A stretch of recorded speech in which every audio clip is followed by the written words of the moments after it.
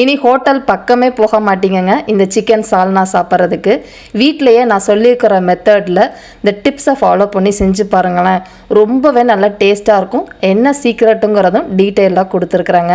இதே இந்த மாதிரி பரோட்டாவோட ஊற வச்சு சாப்பிட்றதுக்கு எத்தனை பேருக்கு பிடிக்கும் அப்படிங்கிறத மறக்காமல் கமெண்ட் செக்ஷனில் சொல்லுங்கள். பரோட்டாவோட சாப்பிட பிடிக்கல அப்படின்னா இதை நீங்கள் இடியாப்பம், ஆப்பம், சப்பாத்தி, தோசையோட சாப்பிட்றதுக்கு ரொம்பவே நல்லாயிருக்கும். Hello friends, welcome to Gomathi's kitchen. இப்போ இந்த சால்னா பண்ணுறதுக்கு முதல்ல தேங்காய் மசாலாலாம் நம்ம வதக்க போகிறோங்க. அதுக்கு ஒரு பேன் எடுத்து வச்சுக்கோங்க. இதில் கடலெண்ணெய் சேர்த்துக்கோங்க. அந்த சுவை நல்லாயிருக்கும். பிடிக்கலனா மட்டும் நீங்கள் யூஸ் பண்ணுற எண்ணெய் ஒரு 2 டீஸ்பூன் சேர்த்துருக்குறேன். இதில் 1 டீஸ்பூன் கசகசா சேர்த்துக்கோங்க. கசகசா இல்லைன்னா பொட்டுக்கடலை ஒரு 1 டீஸ்பூன் எக்ஸ்ட்ரா சேர்த்துக்கோங்க. கூடவே 1 மூடி துருவின தேங்காய் சேர்த்துருக்குறேன். நல்ல பெரிய மூடியாக 1 மூடி எடுத்துருக்குறேங்க. அளவு மெஷரிங் கப்பில் 1 கப்பு சேர்த்துக்கோங்க. தீய மீடியமாகவே வச்சு இதை கொஞ்சம் நேரம் நல்லா வதக்கி விடுங்க. அந்த பச்சைத்தன்மை போய் அந்த தேங்காய் லைட்டாக வாசனை வரணும். அந்தளவுக்கு வதங்கினதுக்கப்புறமா இதில் மசாலா பொடி சேர்த்துக்க போகிறோம். முதல்ல சேர்த்துக்கிறது தனியாக அரைச்ச மல்லிப்பொடி ஒரு 2.5 டேபிள் ஸ்பூன் அளவுக்கு சேர்த்துக்கோங்க.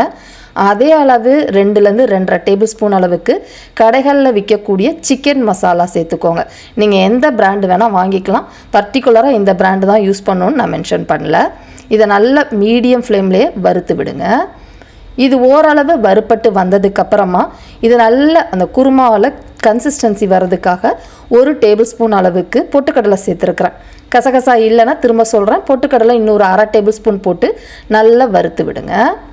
இப்போ பார்த்தீங்கன்னாலும் தெரியும், நல்லா உதிரியாக இந்த அளவுக்கு வறுப்பட்டுருக்கணும். இதை நல்லா எடுத்து ஆற வச்சுடுங்க. ஆறுனதுக்கப்புறமா அரைச்சிக்கலாம். கோமதிஸ் கிச்சனை சப்ஸ்கிரைப் பண்ணாதவங்க சப்ஸ்கிரைப் பட்டனை ப்ரெஸ் பண்ணிக்கோங்க. உடனுக்குடனே அப்டேட் வேணும் அப்படின்னா பக்கத்தில் இருக்க பெல் பட்டனில் ஆல்ங்கிற ஆப்ஷனை மறக்காமல் ப்ரெஸ் பண்ணி வச்சுக்கோங்க. இதே இன்றைக்கி நம்ம குக்கரில் தான் செய்ய போகிறோம். நல்லா ஒரு 5 லிட்டர் அளவுக்கு குக்கர் எடுத்து வச்சுக்கோங்க. இப்போ நம்ம வறுத்து எடுத்து வச்சுருக்கிற தேங்காய் மசாலா சாமான்களை நல்லா தண்ணி ஊற்றி மைய அரைச்சி ரெடி பண்ணிக்கோங்க. திரும்பவும் சொல்கிறேன், சால்னா அப்படின்னாலே கடலெண்ணெயில் செய்கிறப்ப டேஸ்ட்டு நல்லாயிருக்கும். ஒரு 2 டேபிள் ஸ்பூன் சேர்த்துக்கிறேன். கடலெண்ணெய் பிடிக்கல அப்படின்னா நீங்கள் யூஸ் பண்ணுற எந்த ஆயில் வேணால் சேர்த்துக்கலாம். இதை தாளிக்கிறதுக்குன்னு பார்த்தீங்கன்னா ஒரு பட்டை, 3 கிராம்பு, 1 நட்சத்திர சோம்பு, 1 ஏலக்காய், 1 டீஸ்பூன் சோம்பு சேர்த்துக்கோங்க. கூடவே கொஞ்சமாக கருவேப்பிலை இலைகளையும் போட்டு நல்லா பொரிய விடுங்க. இப்போ இதெல்லாம் பொரிஞ்சதுக்கப்புறமா பெரிய வெங்காயம் சேர்த்துக்கலாங்க. நான் மீடியம் சைஸில் 2 வெங்காயம் சேர்த்துருக்குறேன். உங்களுக்கு நல்லா பெரிய வெங்காயமாக இருந்தால் 1 வெங்காயம் சேர்த்துக்கோங்க. இன்றைக்கி செய்ய போகிற குருமா நீங்கள் ஒரு 15 பேர் தாராளமாக சாப்பிடலாம். இந்த வெங்காயத்தை நல்லா வதக்கி விடுங்க. இப்போ பார்த்தீங்கனாலே தெரியும், வெங்காயம் லைட்டாக நிறம் மாறி வதங்கி வந்திருக்கு பார்த்தீங்களா. இந்த அளவுக்கு வதங்கினதுக்கு அப்புறமா இதில் இஞ்சி பூண்டு விழுது நல்லா 1 டேபிள் ஸ்பூன் அளவுக்கு நிறக்க எடுத்துருக்கிறேன். அதாவது 2 இன்ச் அளவுக்கு இஞ்சியும் ஒரு 6லேருந்து 7 பல்லு பூண்டும் போட்டு அரைச்சி சேர்த்துருக்கிறேன். இப்போ இதோட பச்சை வாசனை போகிற அளவுக்கு வதக்கிக்கலாம்.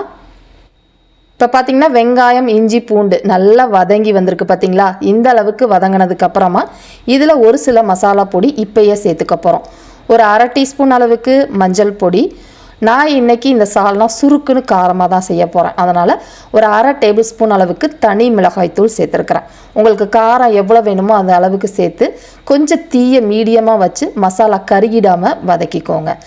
இது நல்லா வதங்குறப்ப தான் இந்த சால்னா நல்லா வெந்து தகன்னு இருக்கும் பார்க்குறப்ப. இப்போ பார்த்தீங்கன்னா நல்லா வதங்கிருச்சு. இந்த அளவுக்கு வதங்கினதுக்கப்புறமா தக்காளி எந்த அளவுக்கு வெங்காயம் எடுக்கிறீங்களோ அதே அளவுக்கு ஈக்குவலாக தக்காளி சேர்த்துக்கோங்க.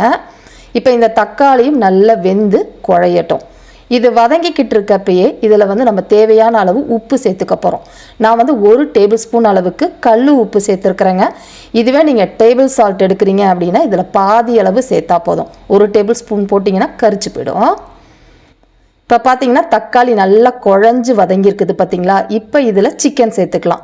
சிக்கன் சால்னாவை பொறுத்த வரைக்கும் சிக்கன் அதிகமாக போடணும்னு அவசியம் இல்லை.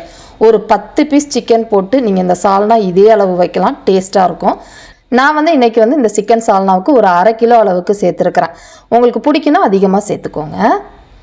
இப்போ இது ஒரு 2 நிமிஷம் வதங்கி வந்ததுக்கப்புறமா அரைச்சி வச்சுருந்த அந்த மசாலா விழுது இருக்குது பார்த்தீங்களா, அதை சேர்த்துக்கலாம். உங்களுக்கு பார்க்குறப்பே தெரியும்னு நினைக்கிறேன், மசாலாவை நல்லா மைய அரைச்சிக்கணும், குறப்பாக அரைக்கக்கூடாது. இப்போ இது எல்லாம் சேர்ந்து நல்லா வதங்கினதுக்கப்புறமா இந்த சால்னாவுக்கு தேவையான அளவு தண்ணி சேர்த்துக்க போகிறோம். இப்போ நம்ம போட்டிருக்கிற பொட்டுக்கடலை, தேங்காய், கசகசா எல்லாமே கெட்டிப்படுறது குழம்பு. அதனால் இப்போயே அதுக்கேற்ற அளவுக்கு தண்ணி சேர்த்துக்கோங்க. நான் கிட்டத்தட்ட ஒரு 3/4 லிட்டர்லேருந்து 1 லிட்டர் அளவுக்கு தண்ணி சேர்த்துருக்குறேன். இதில் நல்ல பொடியாக நறுக்கினா புதினா, மல்லி சேர்த்துக்கோங்க. அப்போ தான் அந்த சால்னாவோட ஃப்ளேவர் உங்களுக்கு ரொம்பவே நல்லாயிருக்கும். கட்டாயமாக புதினா சேர்த்துக்கோங்க. இப்போ இது எல்லாம் சேர்த்து நல்லா கலந்து கொடுத்துட்டு செக் பண்ணி பாருங்கள். ஏதாவது உப்பு, காரம் ஏதாவது குறைவாக இருந்தால் சேர்த்துக்கலாம். எனக்கு எல்லாமே கரெக்டாக இருக்குது. இப்போ குக்கரை மூடி ப்ரெஷர் வச்சு ஒரு மிதமான தீயில் 1 விசில் மட்டும் விடுங்க. பிராய்லர் சிக்கன் அப்படின்னா 1 விசில்லே வெந்துடும். அதிக விசில் போட்டிங்க அப்படின்னா கரைஞ்சி போயிடும். இப்போ பார்த்தீங்கன்னா 1 விசில் வச்சுருந்தேன். ப்ரெஷர் நல்லா ரிலீஸ் ஆகிடுச்சு. ஓப்பன் பண்ணி பார்த்துடலாம். உங்களுக்கு பார்க்குறப்பே தெரியும்னு நினைக்கிறேன். நல்ல தகன்னு சூப்பராக நம்மளோட சிக்கன் சால்னா ரெடி ஆகிடுச்சுங்க. சிக்கன் சால்னா அப்படின்னாலே கொஞ்சம் தண்ணியாக இருக்கணும். அப்போ தான் நம்ம பரோட்டாவோட ஊற வச்சு சாப்பிட்றதுக்கு ரொம்பவே நல்லாயிருக்கும். ரொம்ப குழன்னு இருக்கக்கூடாதுங்க. இதில் கடைசியாக பார்த்திங்கன்னா திரும்பவும் ஃப்ரெஷ்ஷாக கருவேப்பிலை, புதினா, மல்லி கொஞ்சமாக நறுக்கி சேர்த்துக்கலாம். இப்போ கலந்து காட்டுறேன் பாருங்களேன். நம்மளோட சூப்பரான சால்னா ரெடி ஆகிடுச்சு. கன்சிஸ்டன்சி நான் ஏற்கனவே சொன்ன மாதிரி ரொம்ப கெட்டியாக இருக்கக்கூடாது. இந்த அளவுக்கு இருந்துச்சுன்னா சரியாக இருக்கும். இது ஆறுனதுக்கப்புறம் கொஞ்சம் கெட்டிப்படுங்க. இன்னுமே நல்லா கரெக்டாக இருக்கும். ரொம்ப கெட்டியாக இருந்தால் சால்னா நல்லா இருக்காது. இதே மாதிரி அளவுகளோட இந்த சிக்கன் சால்னாவை நீங்களும் செஞ்சு பாருங்கள். செஞ்சு பார்த்துட்டு எப்படி இருக்குங்கிறத கமெண்ட் பண்ணுங்கள். வீடியோ பிடிச்சிருந்தாலும் கமெண்ட் பண்ணுங்கள். லைக் பண்ணுங்கள், ஷேர் பண்ணுங்கள். மறக்காமல் கோமதீஸ் கிச்சன் சேனலையும் சப்ஸ்கிரைப் பண்ணி வச்சுக்கோங்க. தேங்க்ஸ் ஃபார் வாட்சிங்.